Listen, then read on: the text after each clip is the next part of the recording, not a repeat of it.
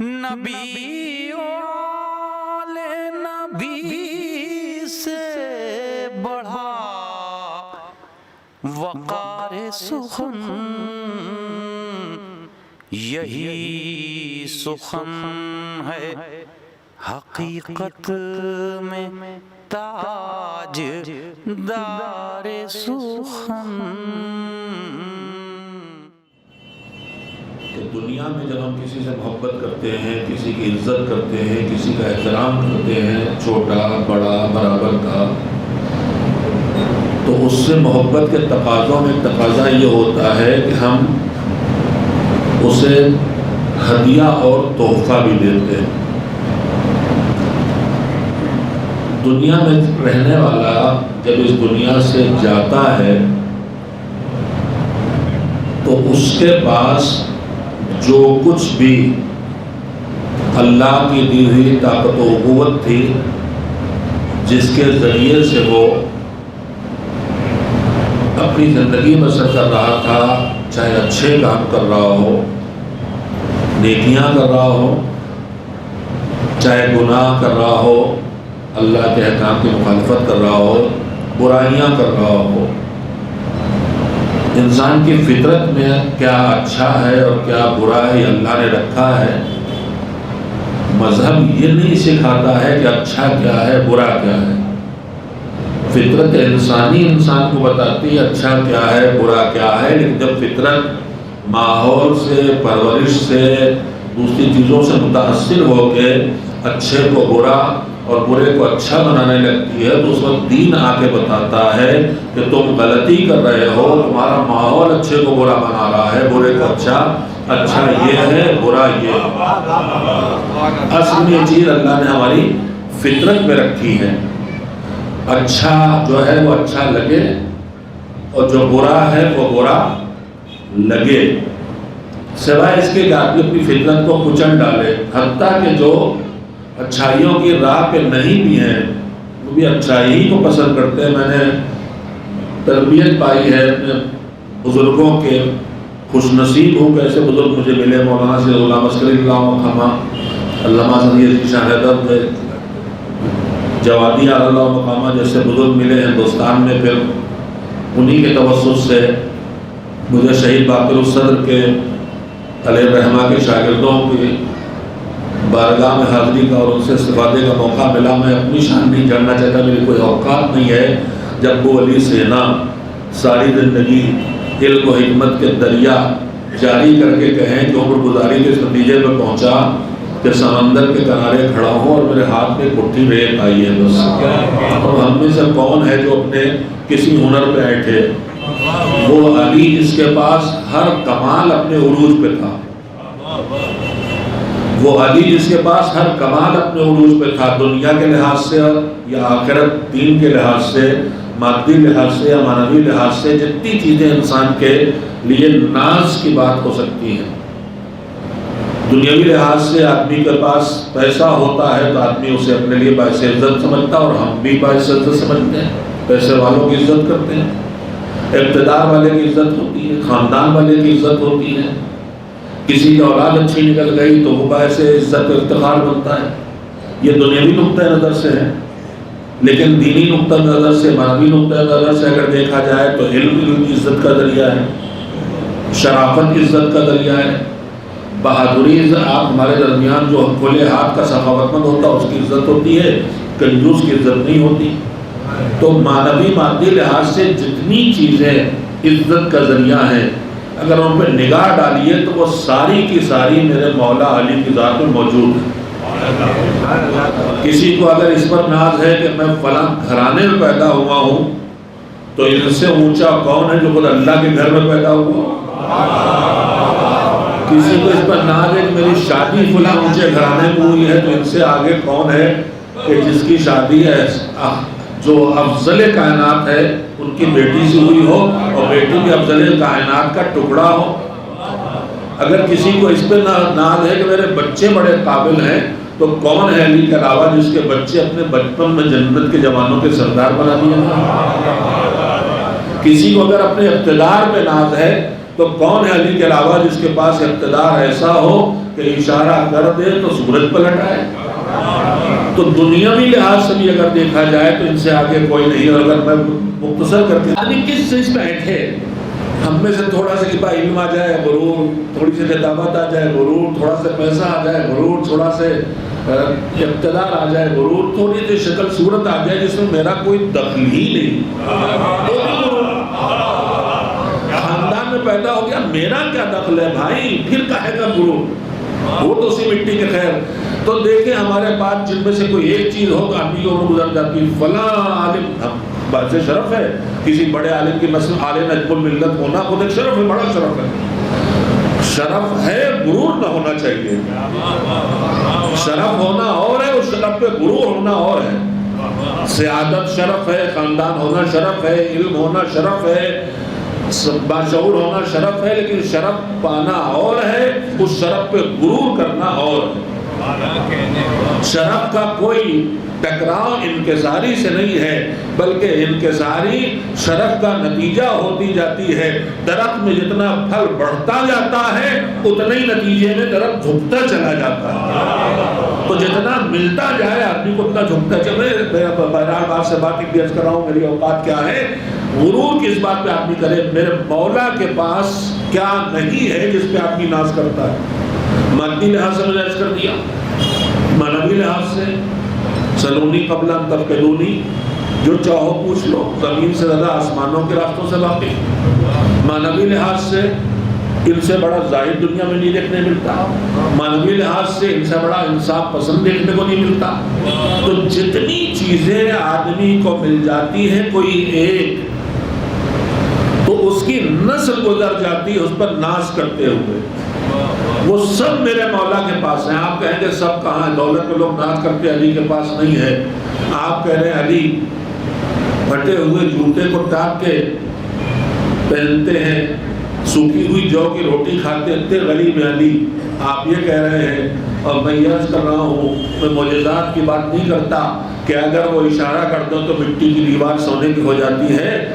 میں بات اس کی کرتا ہوں کہ جس علی نے اپنے قوت بازو سے مدینہ منورہ میں ریگستان میں زمینیں کھود کے، چشمے نکال کے، کھجور کے گٹھلیاں ڈال کے، باغ تیار کر کے وقت کیا ہو تو 1.5 لاکھ درہم سالانہ 14 صدیوں پہلے جس کی آمدنی رہی ہو، وہ بالغریب کا مسئلہ. آپ کو لگتا ہے غریب ہے، سوکھی جو کی روٹی کھا رہے ہیں، آپ کا لگتا ہے غریب ہیں. میں کہتا ہوں اتنے غلام روز آزاد کرتے ہیں، غریب کہاں سے ہیں؟ اتنے کوئی ان کے دروازے سے خالی ہاتھ واپس نہیں جاتا، غریب کہاں سے ہے؟ تو کہا پھر دکھائی کیوں نہیں دیتا؟ کہا بات یہ ہے کہ دولت دکھائی وہاں دیتی ہے جہاں آ کے رک جائے، اور علی وہ ہے جنہیں بستر پہ چین نہیں آتا ہے جب تک جو آیا ہے وہاں پہنچ نہ جائے جہاں پہنچنا چاہے.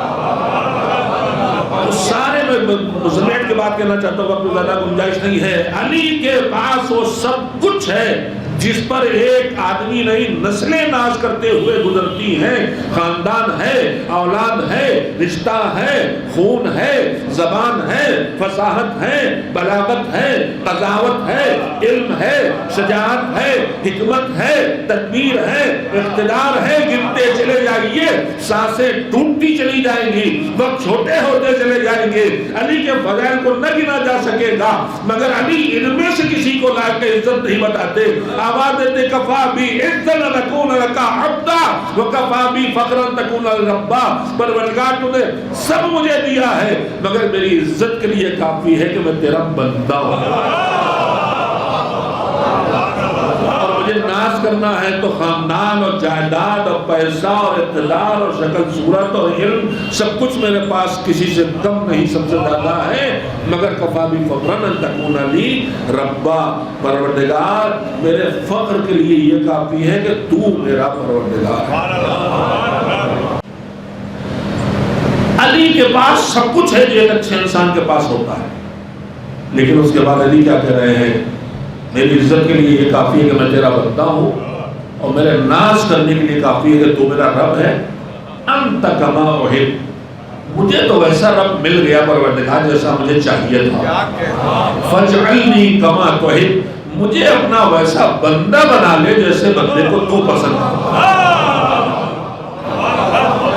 انسان کا کمال ہے بس بندگی کی راہ پہ آگے بڑھتے جانا. جتنا اپنے اندر جھکاؤ پیدا کرتے جاؤ گے اللہ تم کو اتنا اٹھاتا چلا جائے گا. جتنی انکساری لاتے جاؤ گے اتنا ہی تمہیں اونچائیاں اللہ دیتا چلا جائے گا. اسی لیے وہ اعلان کرتا ہے کہ اللہ جو علی ہے، علی العظیم ہے، اس اللہ سے قربت اکڑ کے ملنے والی نہیں ہے. وہ کہتا ہے کہ سب سے زیادہ اپنے پروردگار سے بندہ تب قریب ہوتا ہے جب وہ سجدے میں ہوتا ہے. تم جتنا جھکتے چلے جاؤ گے ہم تمہیں اتنا اٹھاتے چلے جاؤ. ایک صلوات بھیجئے محمد یہ مر گئے. اب یہ ایصال ثواب اور مجلس اور نواخوانی اور تلاوت اور صدقات اس سب کی کہاں گنجائش ہے؟ پروردگار یہ نیکی کرتا تھا تو نیکیاں کرتا تھا انہی ہاتھ پیروں سے، برائی کرتا تھا تو انہی ہاتھ پیروں سے. یہی ہاتھ اٹھے تکبیر کے لیے تو ثواب لے کے آ گئے، یہی ہاتھ اٹھے سینے پہ ماتم کے لیے گئے تو اجر لے کے آ گئے. انہی ہاتھوں سے میں نے کسی بزرگ کا بازو پکڑ کے سڑک پار کرا دی تو یہ ثواب لے کے آ گئے. لیکن انہی ہاتھوں سے میں نے کسی پہ تماچا مار دیا تو یہ ہلاکت کا ذریعہ بن گئے. انہی ہاتھوں سے نامحرم کو چھو لیا تو عذاب کا ذریعہ بن گئے. یہی نگاہیں احترام سے اٹھی ماں باپ کے لیے تو عبادت بن گئی، ثواب لے کے آئیں. انہی آنکھوں سے میں نے ماں باپ کو گھور کے دیکھ لیا تو یہی عذاب کا ذریعہ بن گئی. یہی زبان کھلی دو گھروں میں آگ لگی تو اس کے بجھانے پہ لگ گئی تو یہی زبان ثواب کا ذریعہ بن گئی. اور یہی زبان ادھر کی بات ادھر لگا کے ادھر کی بات ادھر کر کے آگ لگانے پہ لگ گئی تو یہی غیبت کر کے نکتہ چینی کر کے فتنہ پھیلا کے عذاب کا ذریعہ بن گئی. انہی کانوں سے ہم نے تلاوت قرآن سنی، ثواب لے کے آئے. انہی کانوں سے ہم نے گانا سنا، عذاب لے کے آئے. انہی پیروں سے میں چل کے اپنے دوست سے ملنے گیا، ثواب لے کے آئے.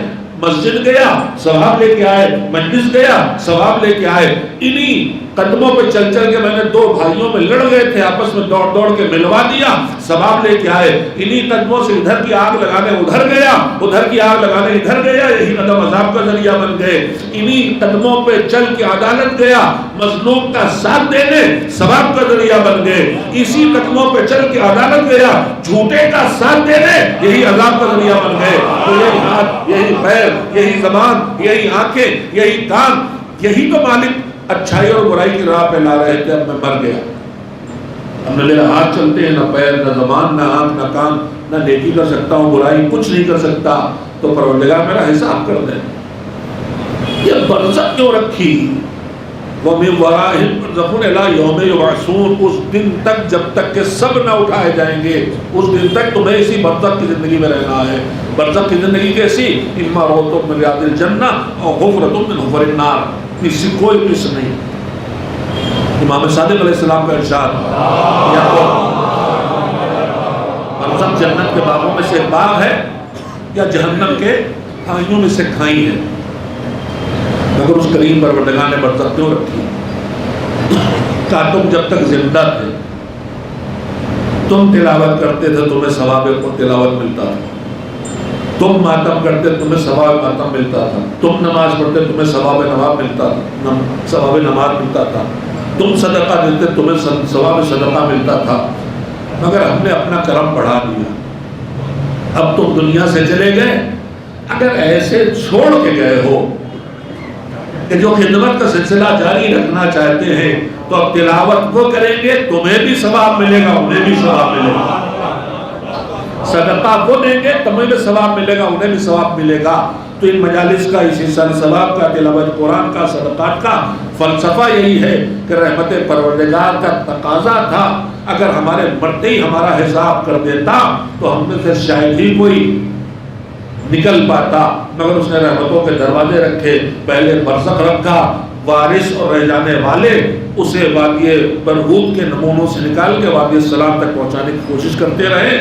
اور اس کے بعد شفاعت رکھی، پھر رحمت رکھی. اب وہ بدنصیب ہے جو ان تین مرحلوں سے گزرنے کے بعد بھی خود کو آتش جہنم سے نجات نہ دلا سکے. میرے عزیزو، میں نے اتنی گفتگو اس لیے کی کہ اچھا انسان میری گفتگو کو عنوان ہے جس کے ارد گرد میں گھوم رہا ہوں. جلدی سے دو تین باتیں سراحت سے کہہ دینا چاہتا ہوں.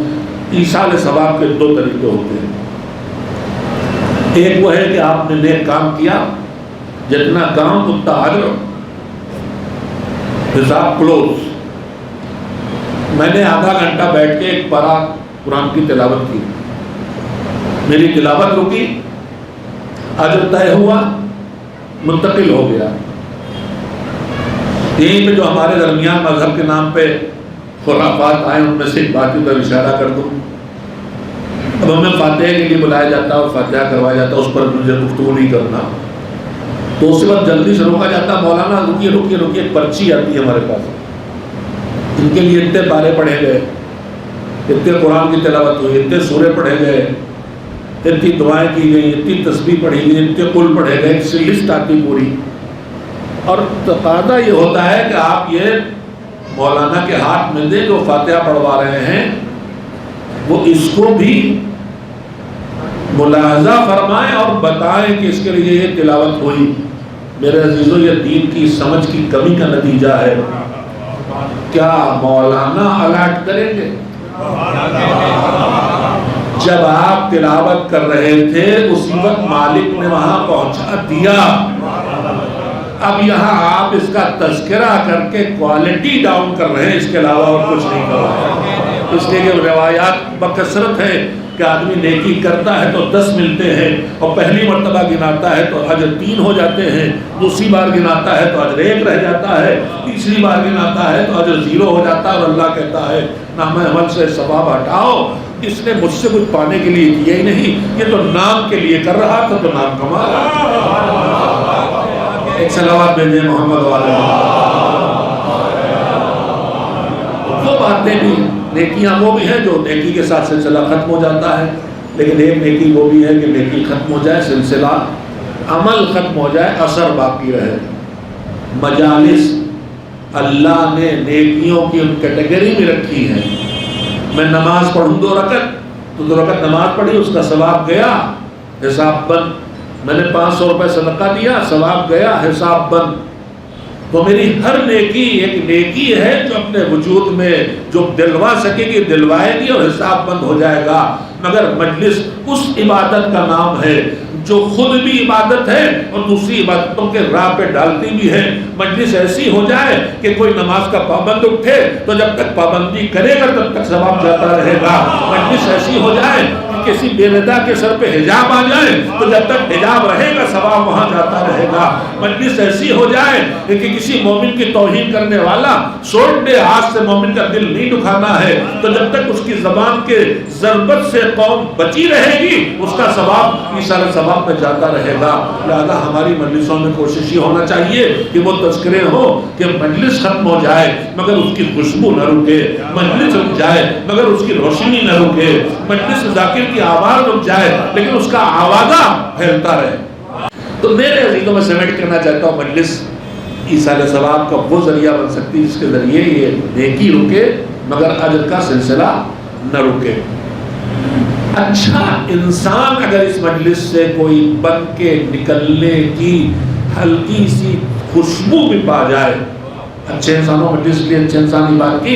اب میں جلدی سے موضوع پر جو باتیں کر سکتا ہوں کر لوں۔ میں نے جو حدیث پڑھی ہے وہ مولا کائنات امیر المومنین حضرت علی رضی اللہ عنہ کا ارشاد ہے، توجہ دیں گے۔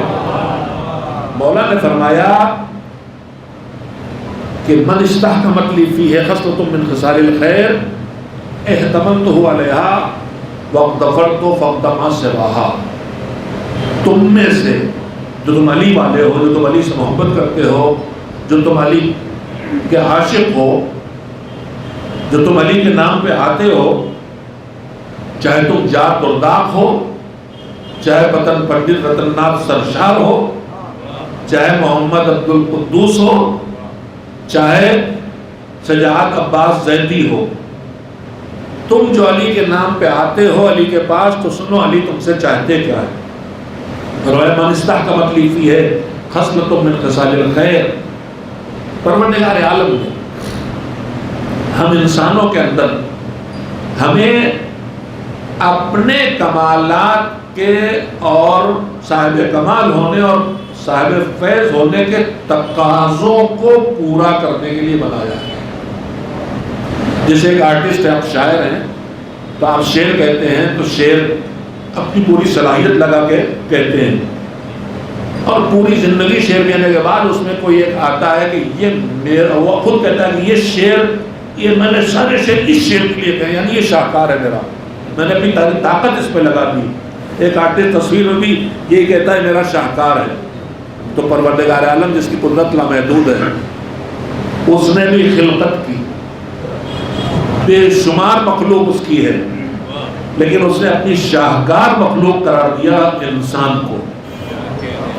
یعنی اس کی قدرت تو محدود نہیں ہے، لیکن محدود گنجائش والی مخلوق میں سب سے زیادہ جو اللہ کا ہنر سامنے آ سکتا ہے، اس ہنر کے وجود کا نام ہے انسان۔ میں لفظوں کو سنبھال کے بولو ہوں، مالک کی بارگاہ میں کوئی گستاخی نہ ہو۔ یعنی اللہ کا فیض و کرم عمدہ آ رہا ہے کہ کیسے پہنچائے دوسرے تک، مگر دوسرے کی گنجائش تو ہونا چاہیے۔ آپ تبرک بانٹ رہے ہیں، آپ نے بھر کے میرے ہاتھوں میں دے دیا، میں نے خوب بڑے بڑے ہاتھ اللہ نے مجھے دیے، میں نے پھیلا بھی لیے، مگر اس میں کتنا آئے گا؟ آئے گا تھوڑا سے، باقی گرے گا۔ تو آپ کے پاس تو دونے کے بہت ہے میرے پاس، لیکن میرے پاس لینے کی جگہ نہیں ہے، تو میں کیسے لے لوں؟ آپ تو رکھے ہوئے 20 کلو، مگر میں تو 2 کلو زیادہ نہیں ہاتھوں میں اٹھا سکتا، تو میں کیسے لے لوں؟ اس کے پاس دینے کو بہت ہے، مگر لینے والے کی گنجائش کی کمی ہے، لہذا اس نے مخلوق بنائی وہ کہ جس مخلوق میں فیض الہی کی جتنی گنجائش ہو سکتی ہے وہ سب آ گئی، اور اس مخلوق کا نام ہے نور اول۔ اس نور اول سے پھر 2 سرے ہیں، ایک سرا ہے جو ادھر سے لیتا ہے، ایک سرا ہے جو ادھر پہنچاتا ہے۔ میں اس میں موضوع میں گفتگو نہیں کرنا چاہتا، صرف آپ کے ذہنوں میں تصور لانا چاہتا ہوں۔ اللہ نے اس فیض کے ذریعے، وسیلے کے ذریعے انسان کو خلق کیا۔ اب یہ انسان اس کی کائنات کا افضل، مخلوقات کا افضل ترین وجود ہے۔ اللہ کی مخلوقات بے حساب ہیں، ان بے حساب مخلوقات میں انسان افضل ہے۔ مجھے اس وقت اس کی دلیلیں نہیں دینا آپ کو، ایک ہمارے درمیان طے شدہ بات ہے، لیکن اس میں ایک گزارش کرنا چاہتا ہوں کہ صرف سب سے افضل نہیں ہے، بلکہ اللہ نے اس کے اندر ایک گنجائش رکھی ہے کہ ساری مخلوقات، ساری زندگی وہی رہتی ہیں جو ہیں۔ پتھر پتھر رہتا ہے، درخت نہیں بنتا، درخت درخت رہتا ہے، جانور نہیں بنتا، جانور جانور رہتا ہے، انسان نہیں بنتا۔ کسی میں گنجائش نہیں۔ توجہ دے، اہل علم تشریف فرما ہے، بات سمیٹ کر کر رہا ہوں، تمام مخلوقات میں جو جیسا ہے ویسا ہے۔ پتھر آپ کا ہیرا بن گیا تو میں کہوں گا پتھر ہیرا بن گیا، مگر ہے تو پتھر ہی۔ پتھر عقیل بن گیا، مگر پتھر ہے، نباتات میں نہیں آیا، جمادات سے نباتات میں نہیں آیا، نباتات سے حیوانات میں نہیں آیا۔ تو کسی میں کوئی گنجائش نہیں ہے، لیکن انسان میں گنجائش یہ ہے، یہ اونچا بھی اٹھتا ہے، یہ نیچے بھی گرتا ہے، یہ ترقی بھی کرتا ہے، یہ تنزلی بھی کرتا ہے۔ اپنے روزمرہ کے گفتگو سے نکال لیں، کبھی کبھی ہمارے درمیان کچھ لوگ ایسے پیدا ہوتے ہیں اور ہیں، اللہ ان کی انہی کی وجہ دنیا باقی رہتی ہے، کہ جن کے پاس بھلائی ہی بھلائی دیکھنے کو ملتی ہے۔ کوئی غریب ہے، چپکے سے مدد کر دی، کوئی پریشان حال ہے، چپکے سے سہارا دے دیا، کہیں جھگڑا ہے، جا کے چپکے سے نپٹا دیا، مجلس میں موجود، مسجد میں موجود، مصلی میں موجود، فرش اعلیٰ میں موجود، سب کا احترام، سب سے محبت، سب کے ساتھ نرم رویہ، سب کے ساتھ خوش اخلاقی۔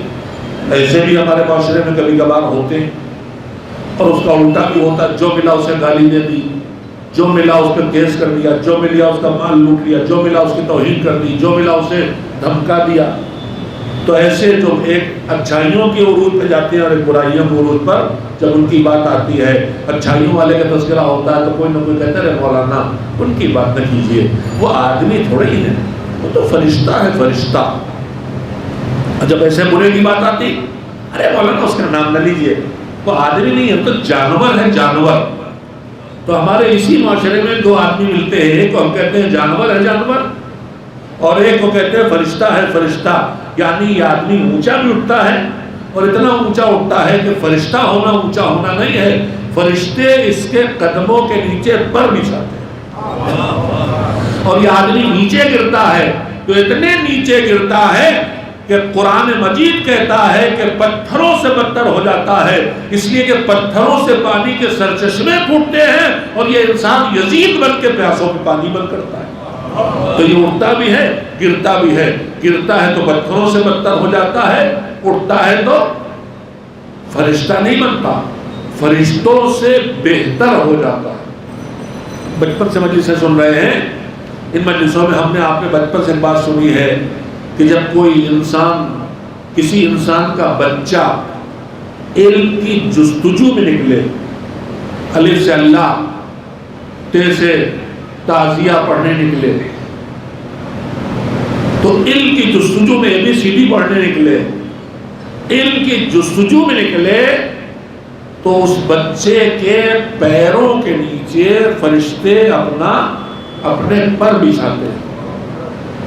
تو خالی طلب علم کے لیے نکلا ہے اور میرے جیسے گنہگار کا بچہ ہے، وہ اتنا اونچا ہو گیا کہ فرشتے میرے بچے کے قدموں کے نیچے پر بچھا رہے ہیں، تو پھر جو اس کائنات سے ادھر سے علم ادھر لے کے آئے، جن کے گھر سے پوری دنیا کو علم بٹا ہے، اگر وہاں فرشتے چکی چلاتے دکھائی دے یا جھولا جھلاتے دکھائی دے، اس میں حیرت کی کیا بات ہے؟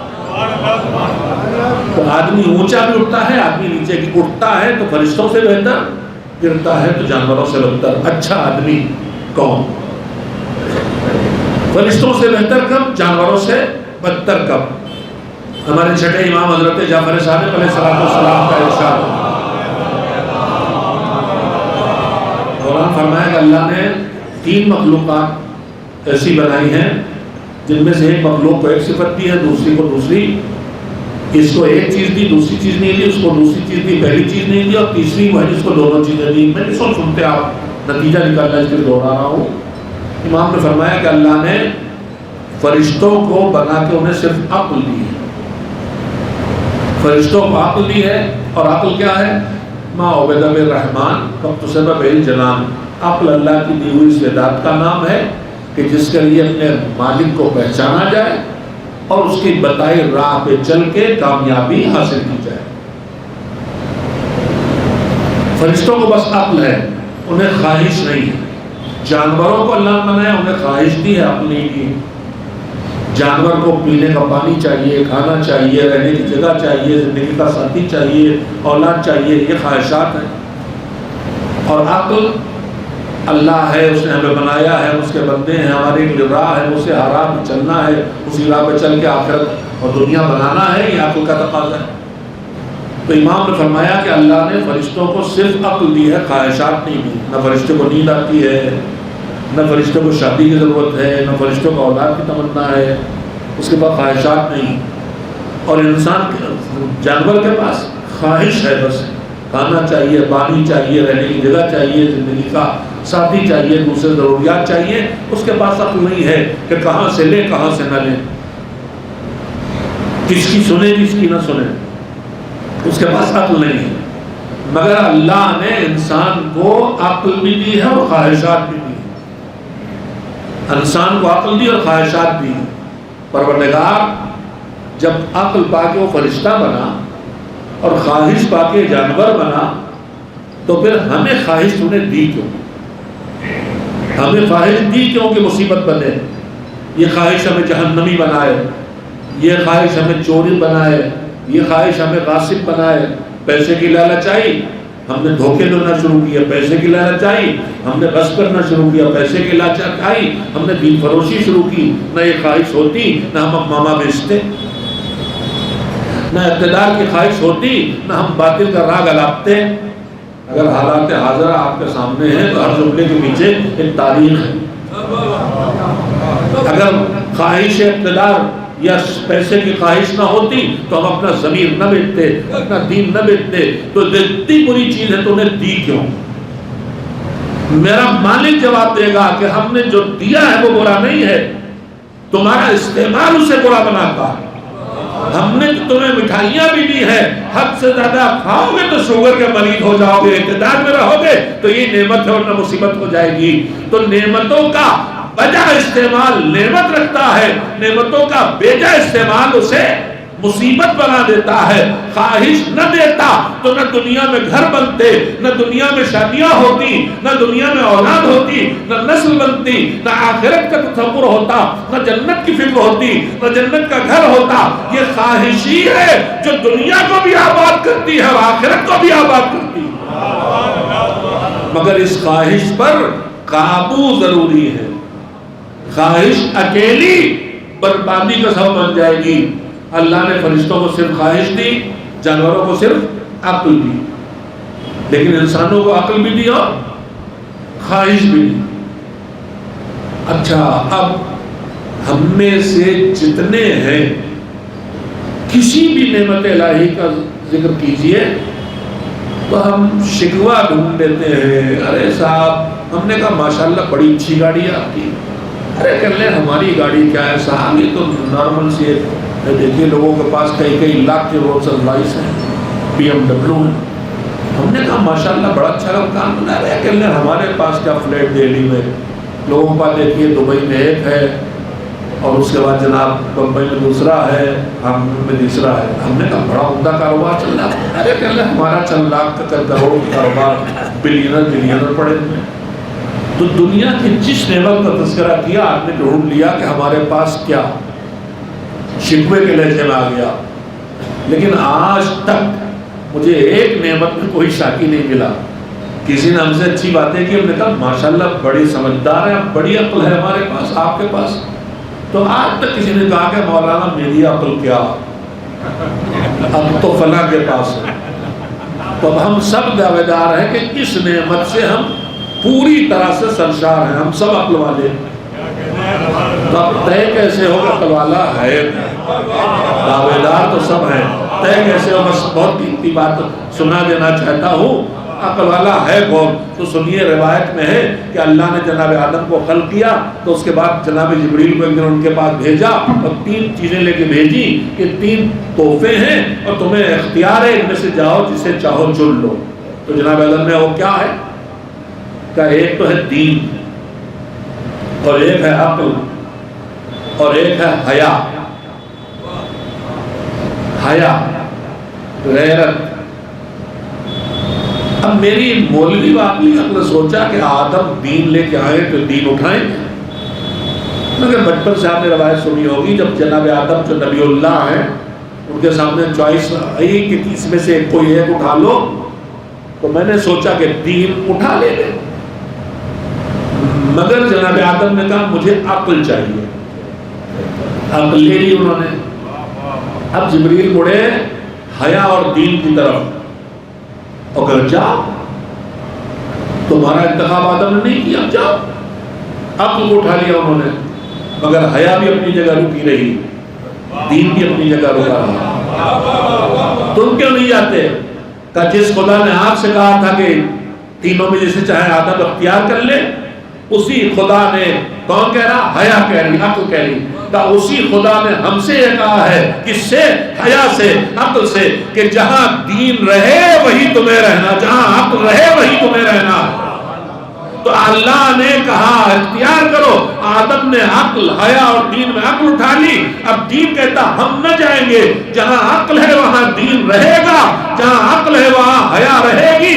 تو عقل کی دیویداری تو سب کر سکتے ہیں، مگر عقل کی پہچان یہ ہے جہاں عقل دکھائی دے خواہش کا قبضہ نہ ہو، جہاں دین دکھائی دے بے دینی کا قبضہ نہ ہو، جہاں حیا دکھائی دے بے حیائی کے قبض نہ ہو. اس کا مطلب وہ عقل کا ٹھکانہ ہے.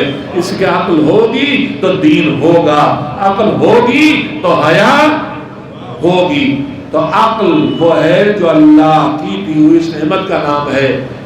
ہم سب عقل مندی کے دعوے دار ہیں، مگر بغیر پہچان اس کی ہے کہ یا دین ہو اور حیا ہو. اگر حیا جا رہی ہے، اگر دین جا رہا ہے، تو پھر وہاں عقل نہیں ہے. اچھا انسان وہ ہے کہ جس کی عقل کی حکومت اس کے فیصلوں پہ قائم رہے اور اس کی خواہشات کی حکومت اس کے اوپر حاکم نہ ہونے پائے. امام نے فرمایا کہ اللہ نے انسان کو عقل بھی دی ہے اور خواہشات بھی لی ہیں. یہ انسان اس وقت تک انسان رہتا ہے جب تک اس کی عقل اس پر حکومت کرتی ہے، اور جب اس کی خواہشات اس پر حکومت کرنے لگتی ہے تو انسان جانوروں سے بدتر ہو جاتا ہے. عقل کے مقابلے میں دو چیزیں ہیں جو ہمیں راہ عقل سے ہٹاتی ہیں. ایک ہمارے خواہشات ہیں اور ایک ہمارے رسم و رواج.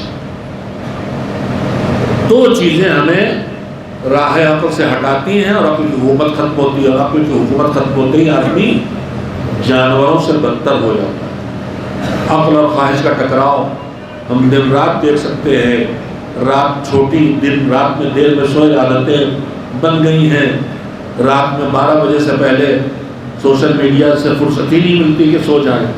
ہمارے صبح 4 بجے 3.5 گھنٹے 4 گھنٹے سوئے ہیں. اب ایک تقاضا عقل کا ہے، ایک تقاضا خواہش کا ہے. خواہش کہہ رہی ہے سوتے رہو، عقل کہہ رہی ہے جس نے بنایا وہ اب کہہ رہا اٹھو اور سرو سجود ہو جاؤ. اب یہیں سے فیصلہ ہوگا. اگر سوتے رہ گئے تو خواہش کی حکومت قائم ہے، اگر جاگ کے اللہ کے سامنے حاضر ہو گئے تو عقل کی حکومت قائم ہے. زندگی بھر محنت کر کے کمایا، قناعت کر کے، کفایت شعری کر کے بچایا، اب تاریخ خمس کی آ گئی. عقل کہہ رہی جس نے دیا ہے وہ کہہ رہا نکالو، زیادہ واپس کریں گے. خواہش کہہ رہی ہے چلا گیا نہ جانے تو بچاؤ. اگر بچاؤ کی خواہش قابو پر گئی تو انسان جانوروں سے بدتر ہونے والا ہے. اور اگر عقل نے حکومت قائم کر لی کہ جس نے دیا وہی تو کہہ رہا نکالو، ہم اس زیادہ واپس کریں گے، تو انسان فرشتوں سے بہتر ہو جائے گا. بس مولا ہم کو بہترین انسان دیکھنا چاہتے ہیں. میں نے جو حدیث پڑھی اس کی ترجمہ کر کے آخری بات اس سلسلے میں کر لوں. مولا فرماتے ہیں کہ اللہ نے تم انسانوں کو وہ ساری چیزیں عطا کر دی جو ایک اچھے انسان کی ضرورت ہے. صلاحیتیں ہی صلاحیتیں ہمارے اندر، صلاحیتیں، اور ہمیں اچھائی پسند بھی ہے. میں نے بیچ میں بتائی تھی کہ رہ گئی تھی مجھ سے چھوٹی سی چیز کہ ہم چاہے اس نیکی کو اپنا نہ پائیں مگر ہم پسند اسی کرتے ہیں. چور پکڑا داروغہ جی نے، اس کا انٹروگیشن شروع کیا، پٹائی وٹائی شروع کی. بتاؤ اکیلے چوراتے ہو کوئی اور ساتھ بھی ہے؟ موٹر سائیکل چورائی تھی. گئے نام بتاؤ. اب وہ پٹ رہا بیچارہ، حضور بس ہمیں بس ہمیں بس ہمیں. اور داروغہ صاحب پیٹے جا رہے ہیں، اور ساتھیوں کے نام بتاؤ، اور ساتھیوں کے نام بتاؤ. اس نے کہا حضور زمانہ اتنا برا ہو گیا ہے کہ ایماندار پارٹنر ملتے ہی کہاں ہے، میں اکیلے ہی ہوں اس کام میں. تو انہیں بھی چوری میں بھی ایماندار چاہیے، یعنی انہیں بھی پسند یہی ہے کہ ایمانداری اچھی چیز ہے، خیانت اچھی چیز نہیں ہے. یعنی ہماری فطرت میں ہے کہ جو اچھا ہے وہ اچھا لگے، چاہے اسے اپنا پائیں چاہے اپنا نہ پائیں. اب اللہ نے ہمارے اندر سب صلاحیتیں چھپائے رکھی ہیں. بہادری ہمارے اندر چھپی ہے، سخاوت ہمارے اندر اس نے رکھی ہے. ہم بنے کاہے سے ہیں، وقت ہو گیا، گنجائش باقی نہیں رہی. لیکن یہ جو میں دعوے کر رہا ہوں کہ ہمارے اندر یہ سب چھپا ہے، اس کی دلیل جلدی سے سن لیں. معصومین کے بکثرت ارشاد ہے. میں وہ الفاظ پڑھ رہا ہوں جو ہمارے چھٹے امام حضرت جعفر صادق علیہ السلام امام نے فرمایا شیعتنا من فاضل دینتنا، کہ اپنے اندر ٹٹولو اور تمہارے اندر جو تمہیں لگے. دیکھیے ہم میں سے بہت سے لوگ ہوتے ہیں کوئی کار خیر کرنا چاہیں، ہم نے کہا اس کے لیے پیسے کی ضرورت ہے، اس کے لیے آپ کے وقت کی ضرورت ہے، تو کچھ لوگ ہزاروں لاکھوں دینے پہ تیار ہو جاتے ہیں کہ پیسہ ہم سے لے لیجیے، وقت نہ دے پائیں. کچھ لوگ کہتے ہیں آپ جان حاضر ہے آپ کے لیے مگر پیسہ ہم نہ دے پائیں گے. تو کسی میں اندر جذبہ ہے ہاتھ پیروں سے کرنے کا، کسی میں جذبہ ہے پیسہ لگانے کا. اسی معاشرے میں ایسے بھی ہیں کہ نام تو شجاعت عباس ہے مگر اگر پٹخیاں بھی چھوٹ جائے تو یہ ڈر جاتے ہیں. نام شجاعت عباس ہے، ان سے بڑا ڈرپوک کوئی نہیں. لیکن دوسرا موجود ہے نام سخاوت علی ہے، ان سے بڑا کنجوس کوئی موجود نہیں. تو ہمارے درمیان ہم اپنے اندر ٹٹولیں تو کوئی نہ کوئی ہنر اللہ نے ایسا چھپایا ہے ہمارے اندر جسے ٹٹول کے ہم نکال سکتے ہیں. ہم سے ہاتھ پیروں کی خدمت ہوتی ہے ہم سے پیسہ نہیں لگتا، ایک خوبی ہے ہمارے اندر. ہم کوئی بے خبر پڑھنا چاہے تو ہم علم دے سکتے ہیں، لیکن کہیں کوئی لڑائی جھگڑا کھڑا ہو تو ہم لٹ نہیں چلا سکتے مثلا ڈیفنس کے لیے. تو ہر آدمی میں کوئی نہ کوئی گنجائش ہے، کہیں علم کی گنجائش ہے، کہیں کھلے ہاتھ ہونے کی گنجائش ہے، کہیں بہادری کی خوشبو پائی جا رہی ہے. مولا کہتے ہیں مجھے پتا ہے کہ تم اپنی ذات میں ساری خوبیاں نہ پیدا کر سکو گے، مگر ایک کام تو کرو، من استحکمت لی فیہ خصلۃ من خصال الخیر، اچھائیوں والی جو خصلتیں اور عادتیں اللہ نے بنائی ہیں ان میں سے کوئی ایک اچھی عادت اپنے اندر پکی کر لو. ان میں سے کوئی ایک اچھی عادت اپنے اندر پکی کر لو.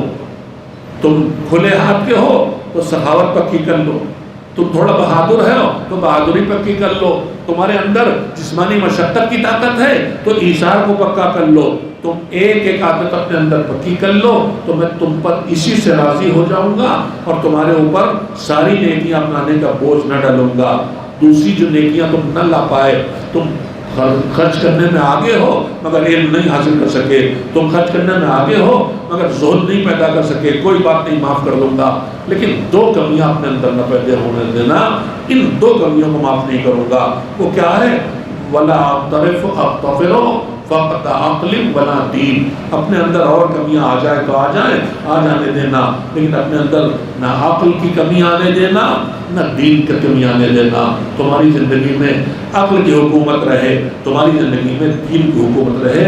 یہ علی کی پسند ہے اور یہی ہمارا پیغام ہے اور یہی دین کی آواز ہے. تمہارے اوپر عقل کی حکومت ہونا چاہیے اور عقل کو بہکنے سے بچانا ہے تو پھر اس کے اوپر دین کی مدد ہونا چاہیے. کربلا میں آپ جا کے دیکھیں، خواہشات کنارے لگا دیے گئے، آرزویں کنارے لگا دی گئیں، تمنائیں کنارے لگا دی گئیں، توقعات کنارے لگا دیے گئے. بس وہاں یہ دیکھے جا رہا ہے ہماری عقل ہم سے کیا کہہ رہی ہے، ہمارا دین ہم سے کیا کہہ رہا ہے. اور عقل و دین سمیٹ کے لے گئے تو یہاں تک لے گئے کہ سب چلا جائے مگر اللہ کی رضا نہ جانے. پوری زندگی کا محاصل یہ ہے کہ ہم اپنی پوری زندگی اس طرح بسر کریں کہ ہم اللہ کی رضا تک خود کو پہنچا سکیں. کربلا والے ایک ہی ان کا ہدف ہے کہ پروردگار ہم سے راضی ہو جائے.